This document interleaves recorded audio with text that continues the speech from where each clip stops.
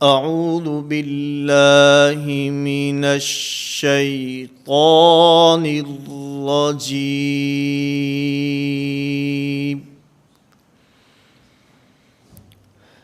بسم اللہ الرحمن الرحیم۔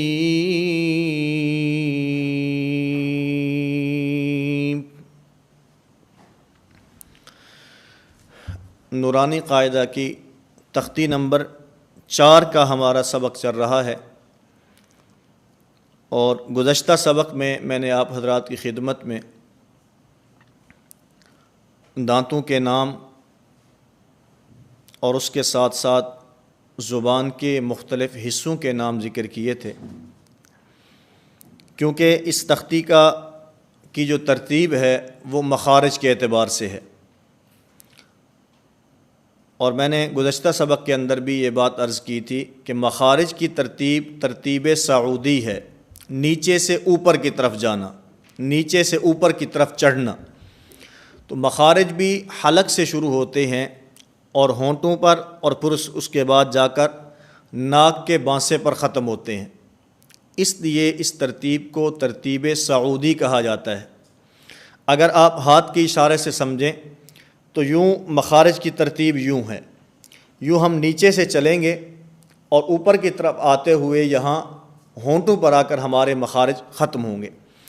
اس تختی کے اندر 15 مخارج بیان کیے گئے ہیں، اور اس کے بعد 16واں مخرج جو سب سے پہلا مخرج ہے، مخرج نمبر 1 جوف دہن۔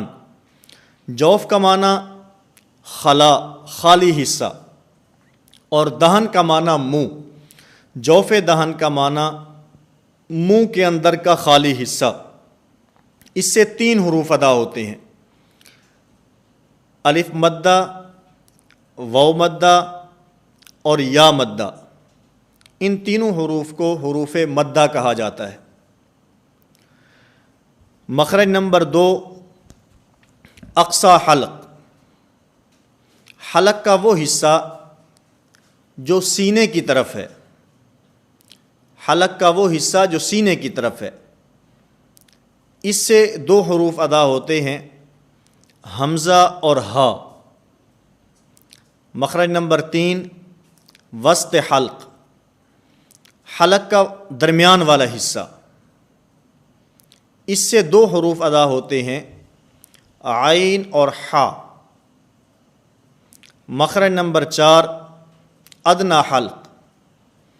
حلق کا وہ حصہ جو منہ کی طرف ہے، اس سے 2 حروف ادا ہوتے ہیں، غین اور خا۔ ان 6 حروف کو حروف حلقی کہا جاتا ہے، حمزہ ہا، عین حا، غین خا۔ تو یہ حلق کے 3 حصے کیے گئے ہیں، ایک نیچے والا حصہ جس کو اقصی حلق کہا جاتا ہے، ایک درمیان والا حصہ جسے وسط حلق کہا جاتا ہے، اور ایک اوپر والا حصہ اس کو ادنی حلق کہا جاتا ہے۔ اور ہاتھ کے ذریعے سے سمجھیں تو یہ نیچے والا حصہ، اس کو اقصی حلق، درمیان والا حصہ اس کو وسط حلق، اور یہ اوپر والا حصہ اس کو ادنی حلق کہا جاتا ہے۔ مخرج نمبر 5 زبان کی جڑ اور اس کے مقابل اوپر کا تالو۔ منہ کے جو اوپر والا حصہ ہے اس کو تالو کہا جاتا ہے، اور زبان کی جڑ، مثال کے طور پر ہماری یہ زبان ہے، اس کی جو جڑ ہے یہ جب اوپر کے تالو سے ٹکراتی ہے، جہاں پر ایک چھوٹا سا گوشت کا لوتھڑا اور ٹکڑا لٹک رہا ہوتا ہے، اس سے قاف ادا ہوتا ہے۔ اور زبان کی جڑ کا وہ حصہ جو منہ کی طرف ہے، یعنی قاف کے مخرج سے تھوڑا سا ہٹ کر منہ کی طرف، قاف کا مخرج، زبان کی جڑ اور اس کے مقابل اوپر کا تالو۔ اسی طرح مخرج نمبر 5، قاف کے مخرج کے متصل زبان کی جڑ اور اس کے مقابل اوپر کا تالو، اس سے کاف ادا ہوتا ہے۔ ان دونوں حروف کو حروف لہاتیہ کہا جاتا ہے، قاف اور کاف۔ مخرج نمبر 7، وسط زبان اور اس کے مقابل اوپر کا تالو، زبان کا بیچ اور اس کے مقابل اوپر کا تالو، اس سے جیم، شین اور یائے غیر مدہ ادا ہوتی ہیں۔ یائے غیر مدہ میں یا متحرک اور یائے لین، کیونکہ یائے مدہ کا مخرج جوف دہن مخرج نمبر 1 ہے۔ تو وسط زبان اور اس کے مقابل اوپر کا تالو، اس سے جیم، شین یا متحرک اور یائے لین یعنی یائے غیر مدہ ادا ہوتے ہیں۔ مخرج نمبر 8، حافہ لسان اور اوپر کی 5 داڑھیں۔ میں نے کل کے سبق میں آپ کی خدمت میں زبان کے مختلف حصے پیش کیے تھے، ان میں حافہ لسان زبان کا وہ بغلی کنارہ، زبان کی وہ کروٹ جو 5 داڑھوں کے مقابلے میں آتی ہے، نواجز، طواحن اور ضواحک۔ تو جب زبان کا یہ کنارہ ان 5 داڑھوں سے ٹکراتا ہے تو اس سے ضاد ادا ہوتا ہے۔ اور میں نے گزشتہ ایک سبق کے اندر بھی حروف کے مخارج پہچاننے کا، حروف کا صحیح مخرج کون سا ہے، کسی بھی حرف کا مخرج پہچاننے کا ایک طریقہ آپ کی خدمت میں عرض کیا تھا۔ میں دوبارہ وہ طریقہ آپ کی خدمت میں پیش کرتا ہوں کہ جس کسی حرف کا بھی آپ مخرج پہچاننا چاہتے ہیں اس حرف کو ساکن کریں اور اس کے پیچھے حمزہ متحرک لگائیں اور پھر اس حرف کو ادا کریں۔ جہاں پر اس حرف کی آواز بند ہوگی وہ اس حرف کا مخرج ہوگا۔ مثال کے طور پر ضاد ہے، آپ ضاد کا مخرج پہچاننا چاہتے ہیں، معلوم کرنا چاہتے ہیں، آپ نے ضاد کا مخرج پڑھا ہے لیکن آپ کو یاد نہیں ہے، تو اس کی پہچان کا آسان طریقہ یہ ہے، آپ ضاد کو ساکن کریں اور اس کے پیچھے حمزہ متحرک لگائیں۔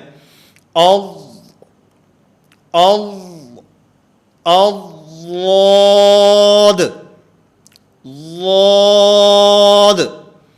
اور اگر آپ زبان کو داڑھوں کے ساتھ نہیں ٹکرائیں گے تو آپ کا یہ حرف صحیح ادا نہیں ہوگا۔ مثال کے طور پر ضاد، یہ زبان کا کنارہ میں سامنے کے دانتوں سے ٹکرا رہا ہوں، ثنایا علیہ کے ساتھ ٹکرا رہا ہوں، تو اس سے ضاد کی آواز صحیح طور پر ادا نہیں ہو رہی۔ ضاد، ضاد، ضاد۔ اور پھر اس حرف کی ادائیگی میں اوپر کی داڑھوں کو تعلق ہے۔ وہ داڑھیں دائیں طرف سے بھی ادا کی جا سکتی ہیں، یعنی اس حرف کو ادا کرتے ہوئے زبان کا کنارہ دائیں طرف سے لگائیں پھر بھی یہ حرف ادا ہو جائے گا، اور اگر بائیں طرف سے آپ اس کو لگائیں گے یہ حرف پھر بھی ادا ہوگا۔ اور اگر بیک وقت آپ زبان کا دائیں طرف والا کنارہ دائیں داڑھوں کے ساتھ اور بائیں طرف والا کنارہ بائیں داڑھوں کے ساتھ آپ ٹکرائیں گے تو اس سے بھی یہ حرف ادا ہوتا ہے۔ میں نے آپ حضرات کی خدمت میں آج کے سبق میں حروف کے 8 مخارج بیان کیے ہیں، دوبارہ ان کا خلاصہ آپ کی خدمت میں پیش کرتا ہوں۔ مخرج نمبر 1 جوف دہن، جوف کا معنی خلا، دہن کا معنی منہ، جوف دہن کا معنی منہ کے اندر کا خالی حصہ، اس سے حروف مدہ الف، واو اور یا ادا ہوتے ہیں۔ مخرج نمبر 2 اقصی حلق، حلق کا وہ حصہ جو سینے کی طرف ہے، اس سے حمزہ اور ہا ادا ہوتے ہیں۔ مخرج نمبر 3 وسط حلق، حلق کا وہ حصہ جو درمیان میں ہے، حلق کا درمیان والا حصہ، اس سے عین اور ہا ادا ہوتے ہیں۔ مخرج نمبر 4 ادنا حلق، حلق کا وہ حصہ جو منہ کی طرف ہے، اس سے 2 حروف ادا ہوتے ہیں، غین اور خا۔ مخرج نمبر 5 زبان کی جڑ اور اس کے مقابل اوپر کا تالو، اس سے قوف ادا ہوتا ہے۔ مخرج نمبر 6، قوف کے مخرج کے متصل زبان کی جڑ اور اس کے مقابل اوپر کا تالو، اس سے کاف ادا ہوتا ہے۔ وسط زبان اور اس کے مقابل اوپر کا تالو، اس سے 3 حروف ادا ہوتے ہیں، جیم، شین اور یائے غیر مدہ۔ ان 3 حروف کو حروف شجریہ کہا جاتا ہے۔ مخرج نمبر 8، حافہ لسان اور اوپر کی 5 داڑھیں، اس سے غوض ادا ہوتا ہے اور اس حرف کو حرف حافیہ کہتے ہیں۔ گزشتہ اسباق کی طرح میں آپ حضرات کی خدمت میں سورۃ اللہب کی ابتدائی آیات کی تلاوت پیش کرتا ہوں، اور آپ حضرات سے گزارش ہے کہ پوری توجہ اور دھیان کے ساتھ آپ حروف کے مخارج کے اوپر توجہ دیں، اور پھر جو اس کا میں نے طریقہ آپ کی خدمت میں پیش کیا کہ حرف کو ساکن کر کے اس کے پیچھے حمزہ متحرک لگائیں، اور جہاں پر وہ آواز ختم ہوگی وہ اس حرف کا مخرج ہوگا، اس کے مطابق حروف کی مخارج کی ادائیگی کی مشق کریں۔ اعوذ باللہ من الشیطان الرجیم،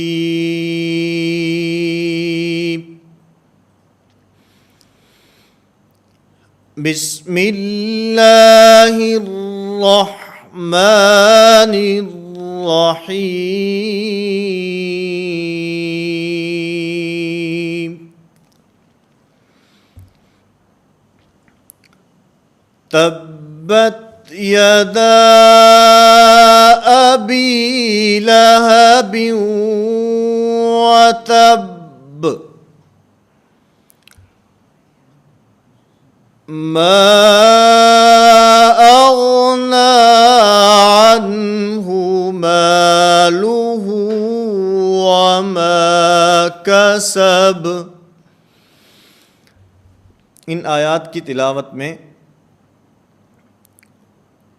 با ہے، اس با کے اوپر قلقلہ ہوتا ہے، تبت، تب، تب، یہ قلقلہ ہے۔ تبت یدا، منہ اوپر کی طرف کھولنا ہے، ابی حمزہ ہے، ابی اور یا معروف ادا کرنی ہے، مجہول نہیں کرنی، اور آخر میں وتب، اس با کے اوپر قلقلہ ہے۔ اور پھر اس میں کیونکہ با کی ادائیگی میں ہونٹوں کو تعلق ہے، اس لیے عمومی طور کے اوپر اس حرف کو ادا کرتے ہوئے بسا اوقات ہونٹ سختی کے ساتھ آپس میں ملائے جاتے ہیں، با با، یہ بہت سخت نہیں کرنا۔ اور اسی طرح دوسری آیت میں ما معروف اوپر کی طرف منہ کھول کر، میں اس طرح نہیں ہے، امالہ کی طرف نہیں جانا۔ او نا، اس کے اندر بھی اسی طرح ہے، مالہ، اور اسی طرح وما، اس کے اندر بھی اسی طرح ہے، اور اسی طرح کسب، کسب کے اندر بھی با کے اوپر آخر میں قلقلہ ہے، اور ہونٹوں کو نرمی کے ساتھ ملانا ہے، اس کے اندر زیادہ سختی کے ساتھ ہونٹوں کو آپس میں نہیں ملانا۔ تبت یدا ابی لہب وتب، ما اغنى عنه ماله وما كسب، صدق اللہ العظیم۔